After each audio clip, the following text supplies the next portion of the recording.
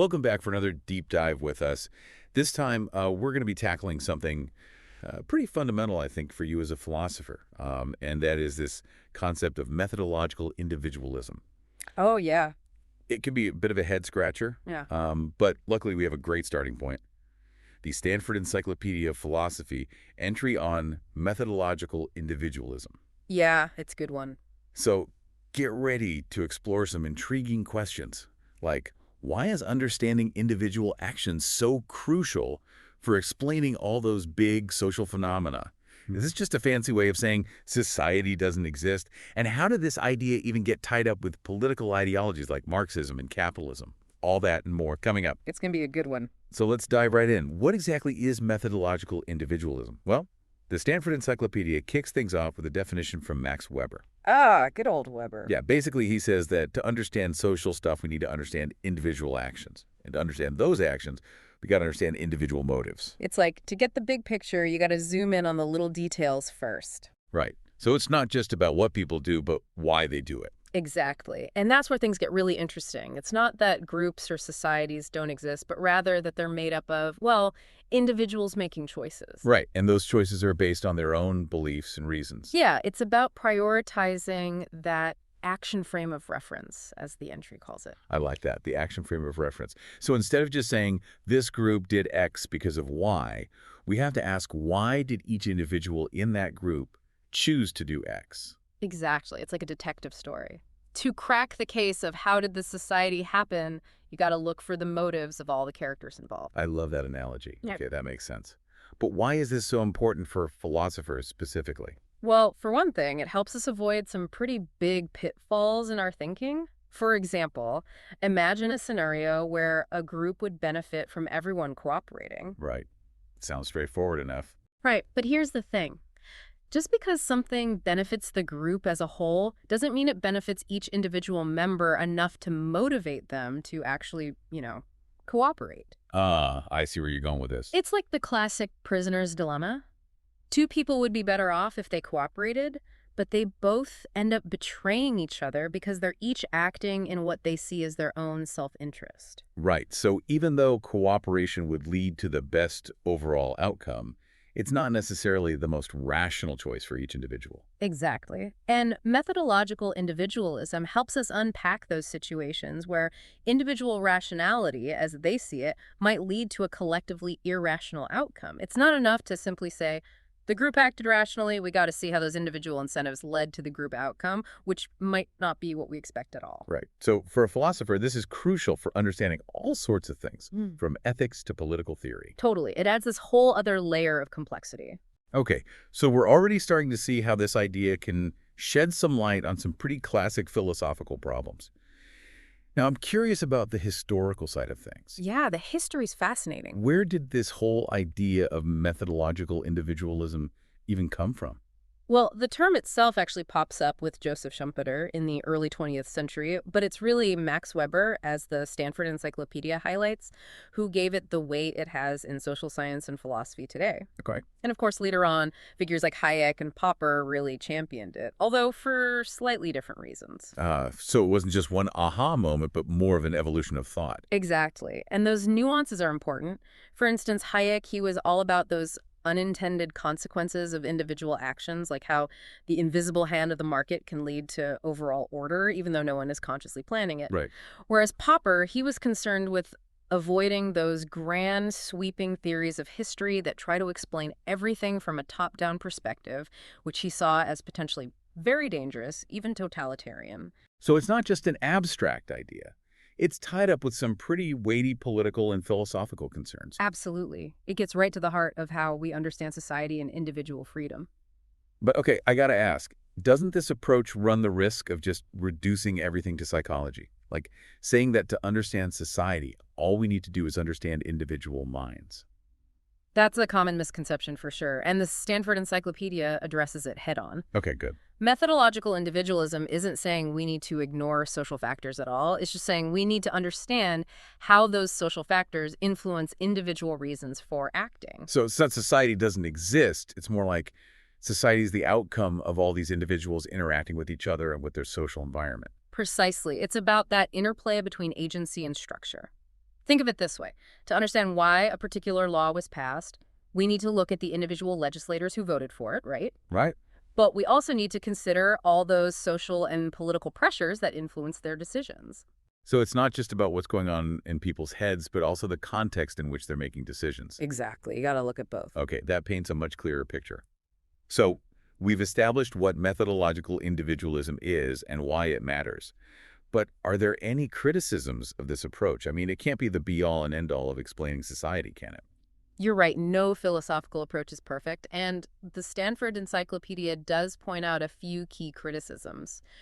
For one, sometimes we can explain social trends using statistical analysis without needing to dive into those individual minds. Oh, interesting. So, like, we can track things like birth rates or voting patterns and make predictions without knowing exactly why each individual made the choices they did. Exactly. Individual motives might not be the most important factor in those cases. I see. And sometimes things like subconscious biases or even evolutionary pressures might matter more than like conscious reasoning when it comes to explaining some social phenomena. So it's kind of like saying that methodological individualism might miss the forest for the trees sometimes. Like focusing too much on those individual actions could make us overlook those bigger systemic factors. That's a great way to put it. The Stanford Encyclopedia actually uses a pretty stark example. Oh, yeah. It talks about how step-parents harm children more often than biological parents, statistically speaking. Yeah. And it suggests that this might not be about, like, conscious cruelty, but rather a deeper, maybe even biological instinct at play. Methodological individualism, it argues, might not fully capture that. That's a really thought-provoking example. It's like any tool, really powerful, but you got to know when to use it, Yeah. and when to maybe reach for something else. Okay, so we've got the what, the why, the potential pitfalls. But let's get a little more concrete here.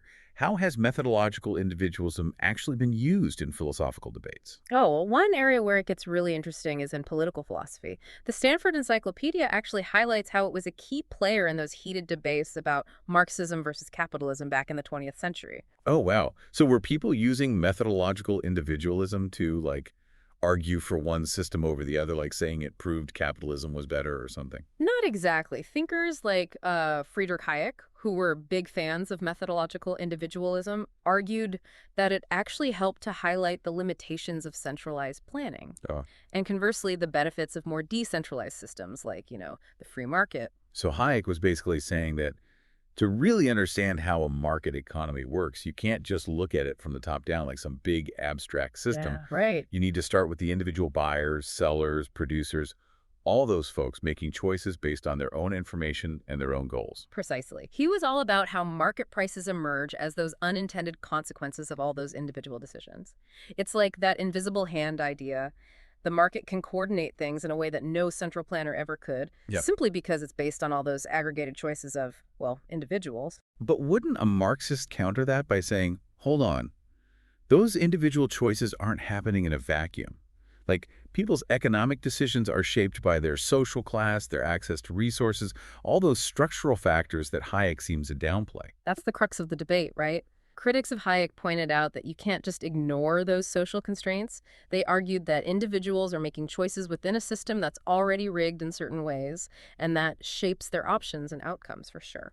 So it becomes a bit of a chicken or the egg situation then, doesn't it? Do individuals shape social structures, or do social structures shape individuals? And that's where this concept of supervenience comes in, which the Stanford Encyclopedia mentions. It's a bit of a mouthful, but basically it suggests that individual actions and social structures are intertwined in this complex way. They can't be totally separated or reduced to one another. It's like, imagine a painting. Okay, I'm intrigued. How does a painting illustrate supervenience? Well, the painting as a whole, the image, the composition, the overall effect, that's like the social structure, right?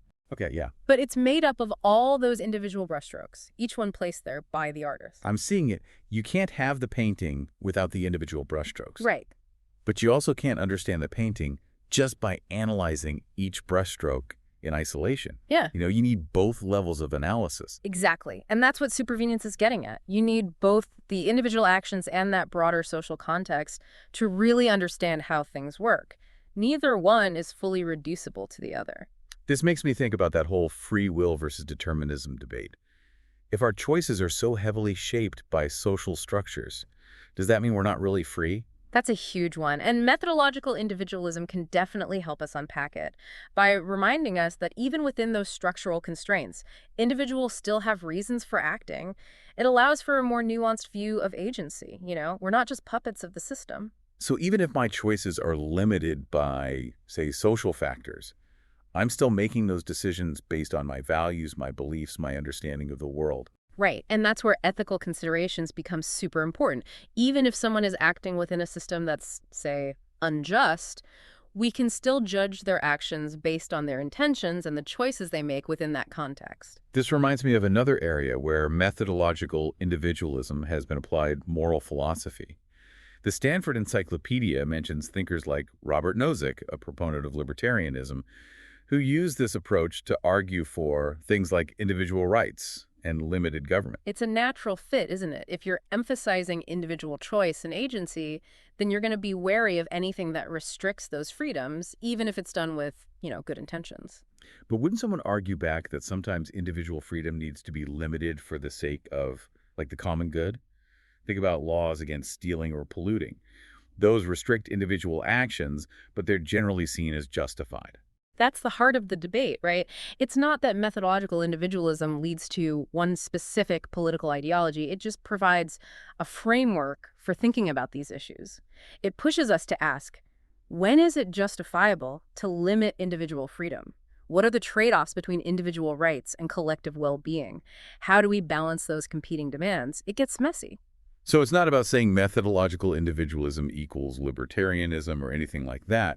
It's about the questions it leads us to ask. Exactly. And that's what makes it such a valuable tool for philosophers. It forces us to think critically about how we justify our moral and political beliefs, and to consider that complex relationship between individuals and the societies they create. Okay, so we've explored how methodological individualism has been used in political philosophy and ethics. Are there any other areas of philosophy where it pops up? What about, say, metaphysics or epistemology? It's not as central in those areas, but it can still offer some interesting insights. For instance, in epistemology, there's a debate about the role of social factors in knowledge production. Methodological individualism could be used to argue that even though knowledge is often created collaboratively, it ultimately depends on the individual minds of the knowers. So even though scientists, for example, might work in teams and build on each other's research, the actual understanding and justification of a scientific claim happens at the individual level. That's one way to think about it, yeah. It's a reminder that even in those social contexts, knowledge ultimately rests on individual reasoning and justification. That's fascinating. So even though it's not always the main focus, methodological individualism can still offer a useful lens for examining all sorts of philosophical problems. It's like having a new pair of glasses. It might not change what you see, but it can help you see it more clearly and maybe even notice things you hadn't seen before. Okay, so we've covered a ton of ground here. But before we wrap up our deep dive into methodological individualism, I remember the Stanford Encyclopedia entry brought up a point I think we should touch on. Is that focusing on individual actions can be really useful, but it can also sometimes lead to a sort of tunnel vision. Yeah, where you miss the bigger picture. Exactly. The entry actually uses this analogy of a footpath in the woods. It points out that, yeah, the path is created by all those individual footsteps. Right. But if we only look at those individual actions, we might miss the broader context, like how the path connects different parts of the forest or how it's shaped by the terrain. And how it might change over time as more people walk on it. It's not that the footsteps aren't important. It's that they're part of a larger, dynamic. Okay, I'm starting to see the potential pitfall here. It's like saying, to understand a language, you need to look at how those individual words are used, but you also need to consider the grammar, the syntax, the cultural context, all those things that give the language its structure and meaning. That's a great analogy. It's not enough to just analyze the individual components in isolation. You need to see how they all fit together to form that larger whole. And that's where methodological individualism, if not used carefully, can sometimes fall short. This makes me think about that whole debate about reductionism in science. Is it always possible or even desirable to break down complex phenomena into their simplest parts? That's a question philosophers of science have been wrestling with forever. And methodological individualism can be seen as a kind of reductionist approach, but it's crucial to remember it doesn't necessarily mean reducing everything to individual psychology. So it's more about saying, hey, individual actions are a really important piece of the puzzle, Mm. but not necessarily the only piece. Exactly. It's about finding that right level of analysis for the question you're asking. Right. Sometimes focusing on individual motives is going to be the most illuminating approach, while other times you might need to zoom out and look at those larger social forces at play. This reminds me of what we were talking about earlier with statistical analysis.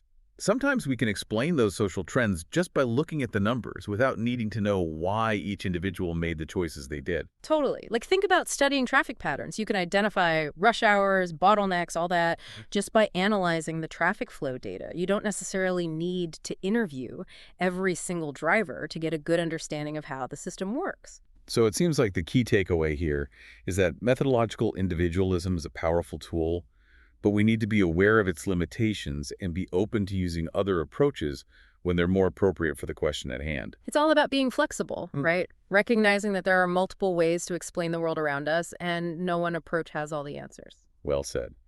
So as we wrap up this deep dive, what are some key things you hope our listener, who we know is a philosopher, will take away from our exploration of methodological individualism?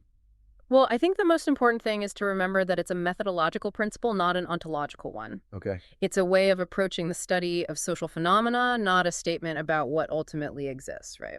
So it's not saying that only individuals are real, but rather that focusing on individual actions can be a really fruitful way to understand how societies work. Exactly. It's about acknowledging that, yeah, individuals are the ones making choices, taking actions, and ultimately shaping those social structures we observe. Hmm. But it doesn't deny the reality or importance of those structures. It's about that dynamic interplay, right, between individual agency and social forces. Right. And I think another key takeaway is that methodological individualism is a really valuable tool for philosophical inquiry. It can help us avoid certain errors in our thinking, push us to be more rigorous about our explanations, and really grapple with those big questions about human nature and the nature of society. But as we've discussed, it's also crucial to be mindful of its limitations. It's not like a magic solution that's going to unlock all the mysteries of the universe. Absolutely. It's one tool among many. And knowing when and how to use it effectively is part of the art of philosophy. This has been a fantastic exploration. I feel like I've gained a much deeper understanding of methodological individualism, and I hope our listener feels the same way.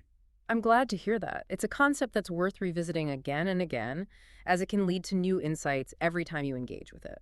Now, before we sign off, I want to leave our listener with something to ponder. We've talked about how methodological individualism can help us avoid certain errors in thinking about society. But here's a question to chew on. Could there be a flip side to that? What kinds of errors might methodological individualism lead us to if we're not careful? That's something to think about as you continue your own philosophical journey. That's a great question to end on. It reminds us that no philosophical approach is without its potential pitfalls, and it encourages that ongoing critical reflection that's so essential to good philosophy. That's it for our deep dive today. Thanks for joining us, and we'll see you next time for another exploration of the ideas that shape our understanding of the world.